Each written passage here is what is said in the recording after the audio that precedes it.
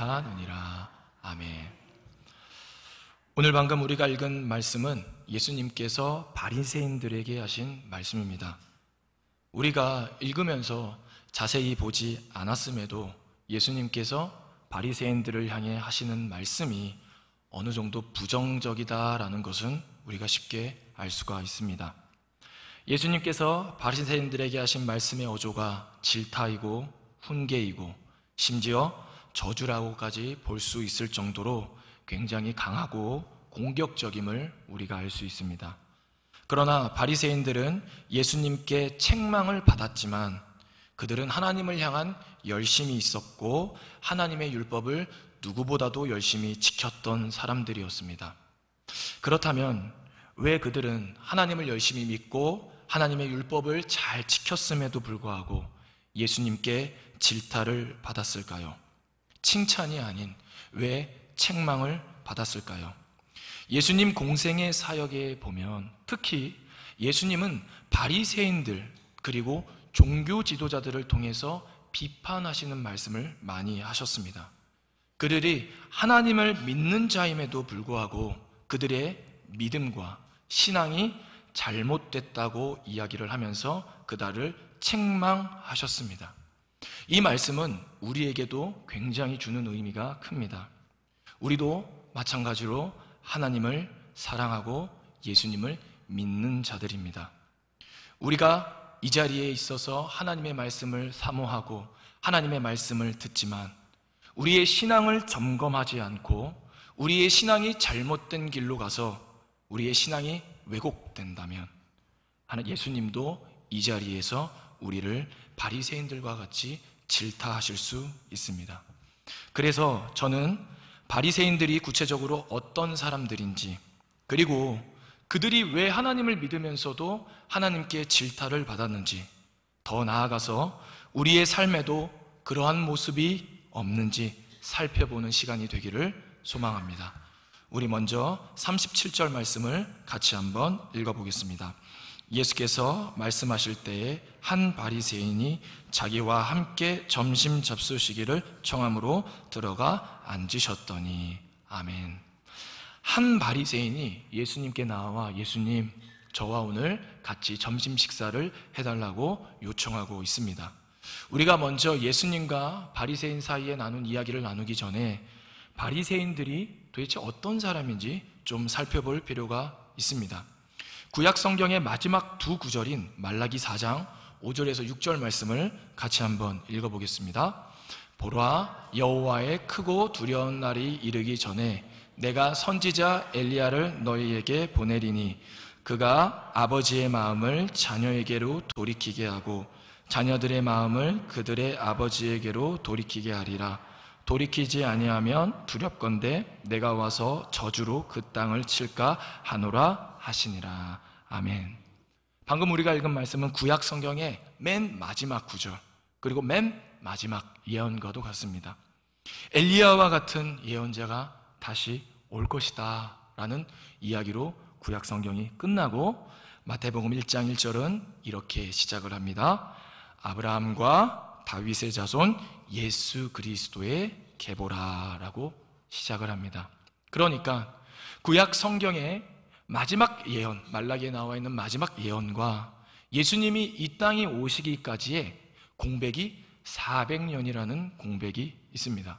그래서 사람들은 신약과 구약 사이의 중간이다라고 이야기해서 신구약 중간기라고 이야기를 합니다. 이 기간은 보통 400년이라는 기간이 되는데요.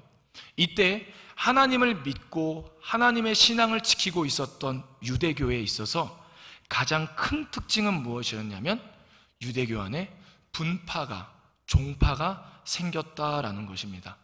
총 4가지로 생겼는데요. 우리가 잘 알고 있는 예수님의 오실 길을 예비했던 세례 요한, 그는 사막에서 메뚜기와 석청을 먹으면서 철저히 사회와 분리되어서 그들의 신앙과 믿음을 지켰습니다. 이러한 사람들을 보고 에세네파라고 이야기를 하고요. 또 한 부류는 제사장, 사독 가문, 우리는 제사장 가문이다.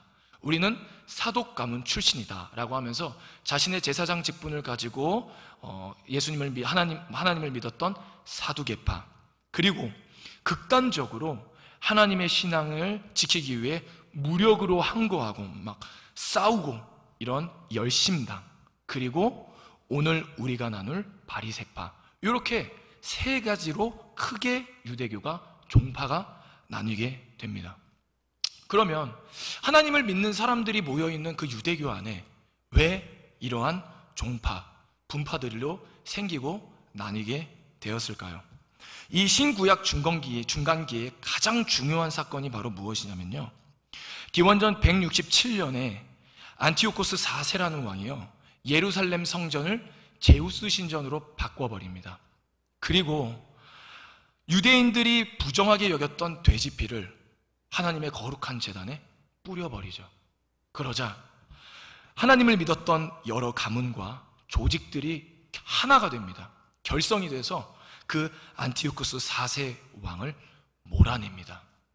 그러면 그 왕을 몰아내고 하나님을 열심히 믿고 하나님을 서로 잘 지키면서 하나님의 신앙을 잘 지켜가면 좋겠지만, 그 왕이 떠나간 그 권력을 서로 가지려고 하다가 결국 이렇게 종파가 나뉘게 되고 분파가 나뉘게 되는 것입니다. 그렇게 나뉘어진 한 부류에 속하는 바리새파, 그리고 그 바리새파의 한 사람은 오늘 예수님을 만나서 예수님, 오늘 저와 점심 식사를 해 주십시오 라고 이야기를 합니다. 우리 38절 말씀 같이 한번 읽어보겠습니다. 잡수시기 전에 손 씻지 아니함을 그 바리새인이 보고 이상히 여기는지라. 아멘. 오늘 바리새인은 식사하기 전에 예수님께서 손 씻지 않은 것 때문에 이상하게 여겼다라고 이야기를 합니다.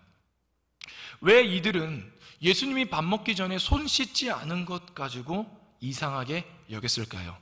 이 바리새파 사람들의 가장 큰 특징은 무엇이냐면요, 하나님의 말씀, 하나님의 율법을 잘 지키는 사람이기도 하지만 자신들이 조상들로부터 내려오는 구전, 그러한 관습들을 아주 잘 지키는 사람들이었습니다.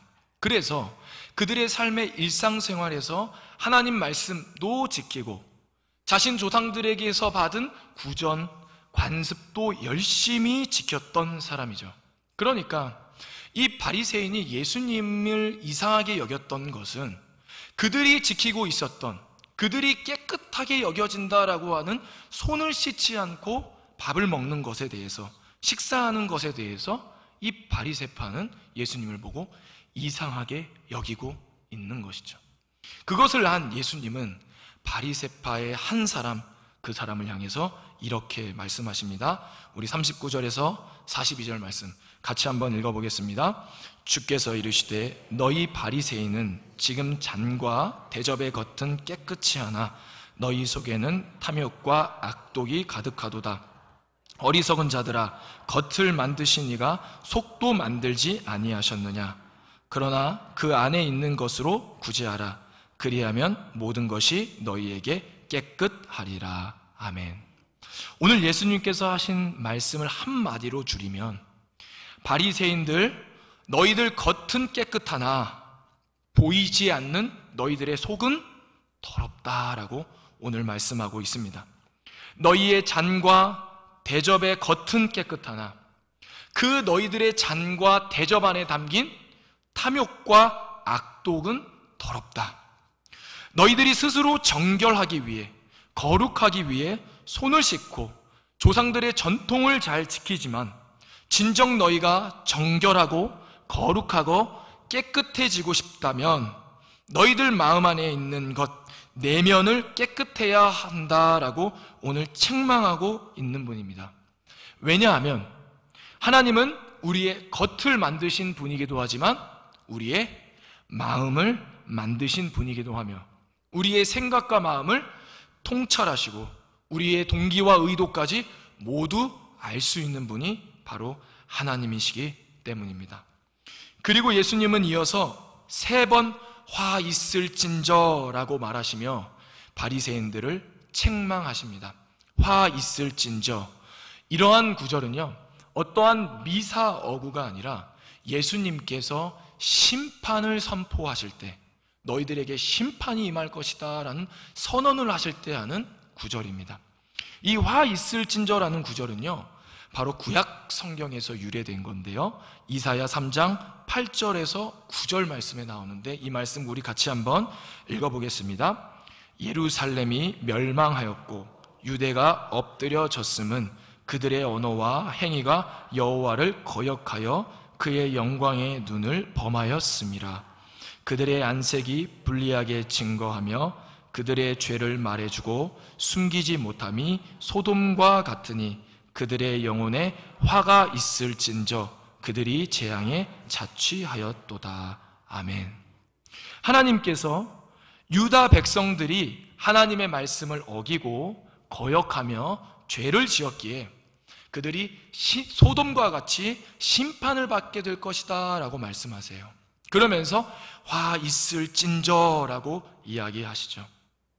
오늘 이사야 예언자가 죄를 지어 심판받는 이스라엘 백성들에게 했던 고백처럼, 선포처럼, 오늘 예수님은 그 선포를 가지고 와서 하나님을 열심히 믿고 율법을 잘 지키고 그들의 전통을 누구보다도 열심히 지켰던 바리새인들을 향해서 화 있을진저 말씀하시며 심판을 선언하십니다.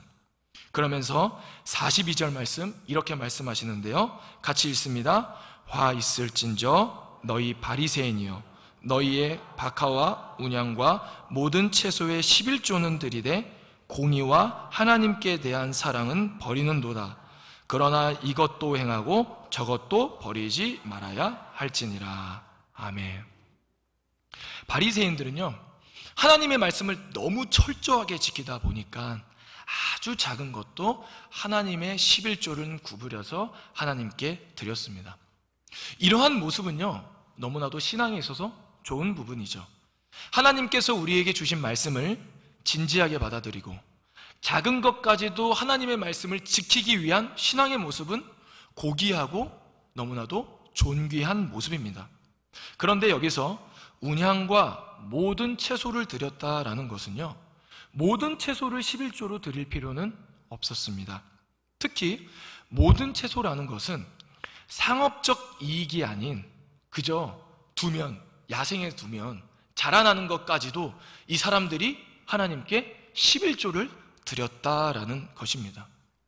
그렇게 굳이 하나님께 11조를 드려도 되지 않을 것들까지 다 모아서 바리새인들은 하나님께 11조를 드렸습니다.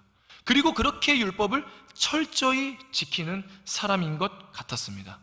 그러나 오늘 예수님은 그들을 향해서 너희들 마음에, 너희들이 그렇게 율법에 열심히 있지만 너희들 마음에는 하나님의 사랑을 저버리고 공의를 행하지 않았다라고 오늘 말씀하고 있습니다.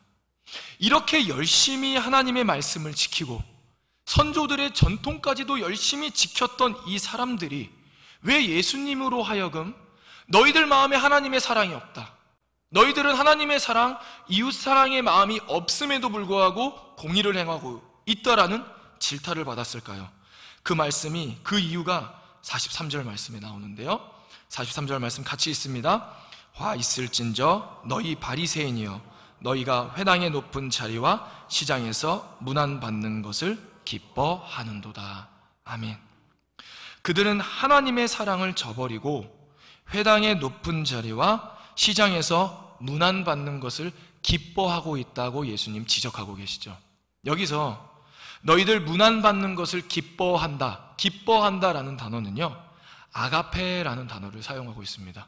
여러분도 아가페라는 단어 너무나도 잘 알죠. 사랑한다라는 단어입니다.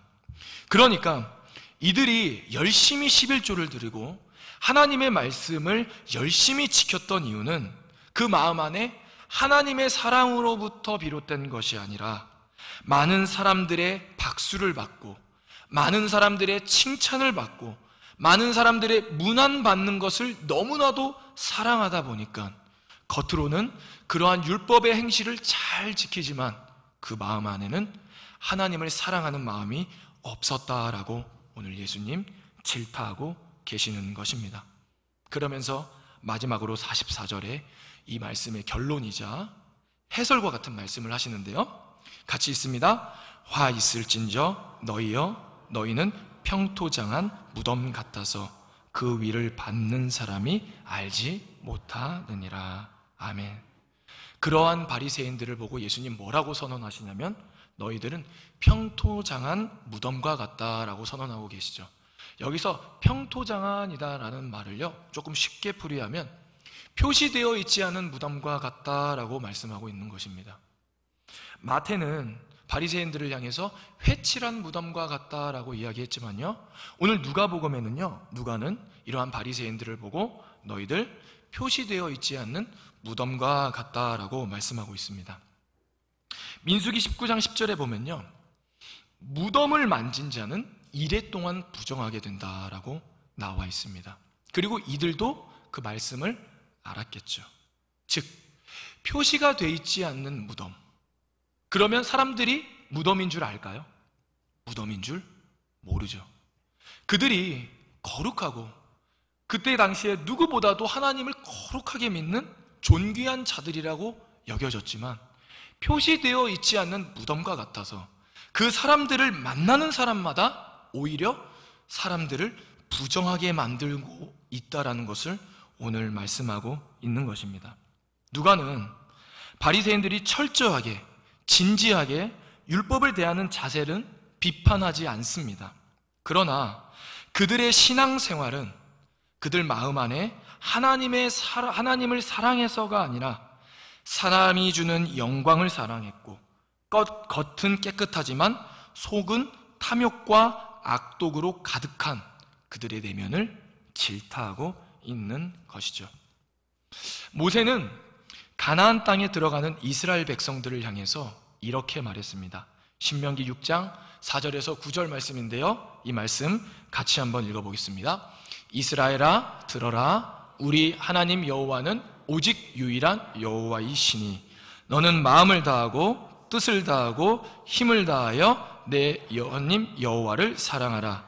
오늘 내가 내게 명하는 이 말씀을 너희 마음에 새기고 내 자녀에게 부지런히 가르치며 집에 앉았을 때에든지 길을 갈 때에든지 누워 있을 때에든지 일어날 때에든지 이 말씀을 강론할 것이며, 너는 또 그것을 내 손목에 메어 기호를 삼으며 내 미간에 붙여 표로 삼고 또 내 집 문설주와 바깥문에 기록할지니라. 아멘. 모세는 이스라엘 백성들, 가나안 땅에 들어가기 직전에 이스라엘 백성들을 향해서 너희들 하나님을 사랑해라, 그리고 너희들 마음에 하나님의 율법을 새겨라 라고 말씀합니다. 그리고 그 율법을 마음에 새기기 위해서 자녀들에게 부지런히 가르치고 일어나서든지 말씀을 강론하고 심지어 손목, 미간, 문설주에 말씀을 붙이라고 이야기를 하고 있습니다. 그래서 우리도 하나님을 믿고 교회를 다니면 집에 좋은 말씀들을 붙여놓지 않습니까? 그리고 새롭게 사업장을 개업하면 거기에 그러한 말씀들을 붙여 놓습니다. 그런데 우리가 꼭 잊지 말아야 할 것은요, 우리가 하나님의 말씀을 듣고 하나님의 말씀을 붙이고 하나님의 말씀을 가까이 하는 이유가 종교적 행위를 하기 위함이 아니라, 내가 그리스도임을 드러내기 위함이 아니라 바로 저와 여러분들 마음 안에 하나님의 말씀을 새기기 위함임을 잊지 말아야 합니다. 모세의 이 말씀을 듣지 않았던 이스라엘 백성들, 하나님의 말씀을 마음에 새기라라는 이 말씀을 듣지 않고 그들의 마음에 하나님의 말씀을 새기지 않자 그들은 이방신을 섬기기 시작했고, 고아와 과부와 이방인을 압제하기 시작했고, 하나님의 율법을 어기며 죄를 짓기 시작해서 결국 기원전 587년 예루살렘은 바벨론이라는 나라에 의해서 철저하게 멸망당하고 하나님이 심판을 내리십니다. 그리고 그 패망의 중심에 서 있는 백성들을 향해서 예레미야는 이런 말씀을 전하죠. 예레미야 31장 31절에서 34절 말씀입니다. 이 말씀 같이 한번 읽어봅니다. 여호와의 말씀이니라. 보라 날이 이르니니 내가 이스라엘 집과 유다 집에 새 언약을 맺으리라. 이 언약은 내가 그들의 조상들의 손을 잡고 애굽 땅에서 인도하여 내던 날에 맺은 것과 같지 아니할 것은 내가 그들의 남편이 되었어도 그들이 내 언약을 깨뜨렸음이라. 여호와의 말씀이니라. 그러나 그날 후에 내가 이스라엘 집과 맺을 언약은 이러하니 곧 내가 나의 법을 그들의 속에 두며 그들의 마음에 기록하여 나는 그들의 하나님이 되고 그들은 내 백성이 될 것이라. 여호와의 말씀이니라. 그들이 다시는 각기 이웃과 형제를 가르쳐 이르기를 너는 여호와를 알라 하지 아니하리니 이는 작은 자로부터 큰 자까지 다 나를 알기 때문이라. 내가 그들의 악행을 사하고 다시는 그 죄를 기억하지 아니하리라. 여호와의 말씀이니라. 아멘. 하나님의 말씀을 가까이 해서 마음에 하나님의 말씀을 새기라고 했지만 이스라엘 백성들이 그렇게 하지 않자 하나님 그러한 백성들을 포기하지 않으시고 오늘 새 언약을 맺으시는데 그 언약의 중심이 무엇입니까?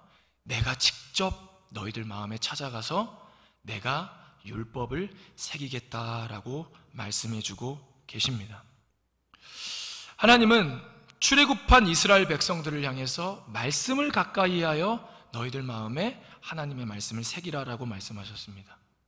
이스라엘 백성들은 그 말씀에 순종하지 않자 하나님이 직접 가서 너희들 마음에 말씀을 새겨주겠다라고 오늘 말씀하고 있습니다.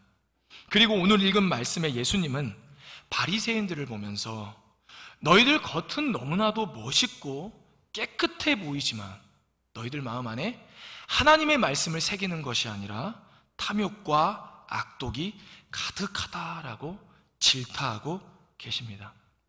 그렇다면 오늘 우리가 보고 있는 이 말씀이 우리에게 주는 메시지는 무엇일까요? 여러분들 마음 안에는 무엇이 새겨져 있습니까? 그리고 여러분들 마음 안에는 무엇이 담겨져 있습니다. 우리가 하는 신앙생활의 대부분은 사실 겉으로 보여지는 것보다 하나님과의 1:1 만남 속에서 우리의 마음의 훈련을 하는 것이 너무나도 중요합니다. 하나님의 말씀을 우리의 마음에 새기는 것이 너무나도 중요하다라는 것이죠. 하나님의 말씀을 우리 마음에 새긴다라는 것은요, 하나님을 사랑하고 그분의 성품을 닮아가고 그분의 인격을 배우며 그분 안에 있는 선하고 아름답고 존귀한 것들로 우리의 마음을 꾸미는 것을 이야기하는 것입니다. 오늘날 우리가 살아가는 사회는요, 보여지는 것, 외적인 것이 굉장히 중요한 사회를 살아가고 있습니다. 그 사람이 무엇을 타느냐, 무엇을 입느냐, 무엇을 들고 다니느냐, 어디에 취직했느냐, 키가 몇이냐, 아주 보여지는 게 너무나도 중요한 시대 속에 살아가고 있죠. 이러한 사회적 구조 속에 살다 보니 우리도 모르게 무엇을 타기 위해 살아가고 무엇을 입기 위해 살아가고 무엇을 들기 위해 살아가고 어디에 취직하기 위해 살아갑니다. 그리고 그 인생을 살면서 그것을 이루면 성취하고 내가 남들보다 더 나았다라는 것, 남들을 이기고 내가 그 자리에 섰다라는 것을 보며 자신이 성공했다고 즐거워하죠. 어쩌면 이처럼 외적인 영역이 너무나도 중요한 사회 속에서 오늘 우리 말씀이 강조하는 너희들 내면에 하나님의 말씀을 새겨야 한다. 내면이 너무나도 중요하다. 겉은 깨끗하지만 내면이 부정하면 결코 그것은 깨끗한 것이 아니다 라고 말하는 말씀은 어쩌면 되게 좀 시대착오적인 말씀인 것 같기도 합니다. 그러나 하나님은 우리의 겉을 만드신 분이기도 하지만 우리의 내면을 만드신 분이기도 합니다. 우리의 겉을 보시기도 하지만요, 우리의 내면도 보시는 분이니 바로 하나님입니다. 우리가 겉으로 깨끗이 하고 예쁘게 하고 멋있게 하는 것, 그거는 나쁜 것이 아닙니다. 그것은 서로 칭찬해주고 서로 인정해주고 서로 알아봐주고 하는 것이 너무나도 좋은 것입니다. 그러나 우리의 선한 행실이 온전해지기 위해서는 우리의 마음에 하나님의 사랑으로부터 시작된 선한 행실이어야 함을 오늘 예수님께서 말씀하고 있는 것이죠. 오늘 바리새인들의 그런 거룩한 행실, 바리새인들의 그렇게 열심을 향한 율법의 사랑, 그러한 것들은요, 하나님을 사랑해서가 아니라 사람들이 박수 쳐주는 것을 사랑했고, 사람들이 자신들을 인정해 주는 것을 사랑했고, 사람들에게 문안받는 것을 사랑했기 때문에 그들은 하나님의 율법을 지켰습니다. 바라옵기는 저와 여러분이 하나님의 말씀을 듣고 우리의 마음을 예쁘게 꾸미고 우리의 마음을 아름답게 만들어가는 믿음의 사람이 되기를 소망합니다. 그래서 우리의 신앙과 우리의 선한 행실이 하나님 보시기에 거룩하고 아름답고 온전해지기를 소망합니다. 기도하겠습니다. 하나님 아버지, 감사합니다. 오늘 예수님께서 바리새인들에게 하신 말씀을 나눴습니다. 바리새인들은 겉은 깨끗했지만 속은 하나님을 사랑하지 않고 이웃을 사랑하지 않고 사람들에게 문안받고 칭찬받고 영광받는 것을 사랑해서 하나님의 율법을 지켰습니다. 하나님, 이 말씀을 가지고 우리도 그러한 믿음으로 살아가는 자가 되는 것이 아니라 우리 마음을 가꾸고 우리 마음을 예쁘게 하고 우리의 마음에 하나님의 말씀을 새겨서 우리의 믿음과 선한 행실이 온전해지게 도와주시옵소서.